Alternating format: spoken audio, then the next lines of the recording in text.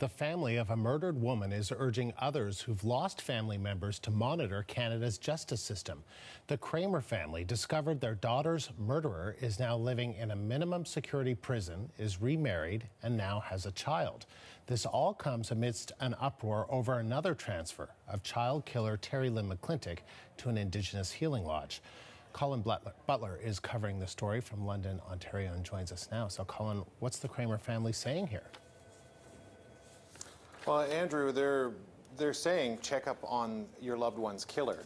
But not only that, they also want the government to make it mandatory when it comes to a victim registration form. This is if you are the family of a murder victim, one of the things you can do is you can apply for this registration form. You can register with the government and they'll give you updates on your loved one's killer's status within the justice system.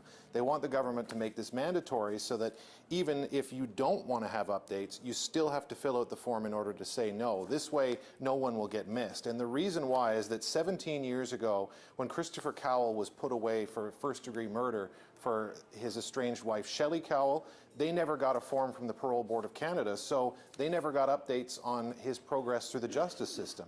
And they only checked up on it after the McClintock uproar. Rodney Stafford urged families of other murder victims to do the same. And when they found out not only is he living in a minimum security institution with no walls or fences outside of Vancouver, they're also finding out that he's getting out on day passes, and he's using them to visit his wife, who he remarried, who the parole board says is a former prison worker. And together they fathered a young girl. And so the family, given what happened to Shelley Cowell, his last wife, they see this as not only a grave injustice, but they also say he's not getting the punishment he deserves.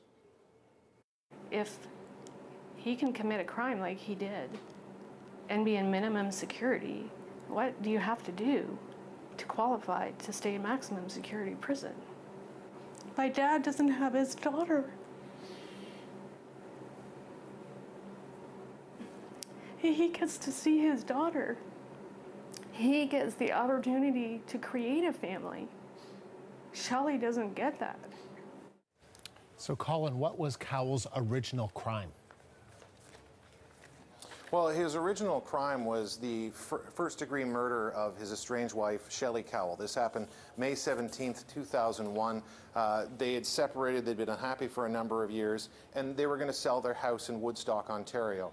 He told her that he wouldn't be at the home and she needed to come by to clean it in order to get it ready for sale. But what she didn't know is he had been preparing for days, according to the family. He blackened out the basement windows. He had tied a piece of rope to a support post in the basement. And when she came in, there was a confrontation.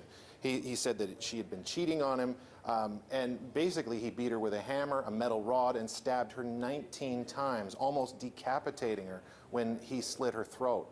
And it's the gruesome nature of this crime that has the family so upset, and the fact that this man is in minimum security prison and remarried with a family, even when the parole board says he has a high risk of reoffending violently with an intimate partner. So timing is everything, and we put this to the Correction Service of Canada, we put this to Ralph Goodale's office, and they released a statement. It doesn't look like any change is coming, but they do say that they gradually release offenders back into the community, and they don't do it without supervision. Andrew. All right, Colin, thank you. The CBC's Colin Butler in London, Ontario.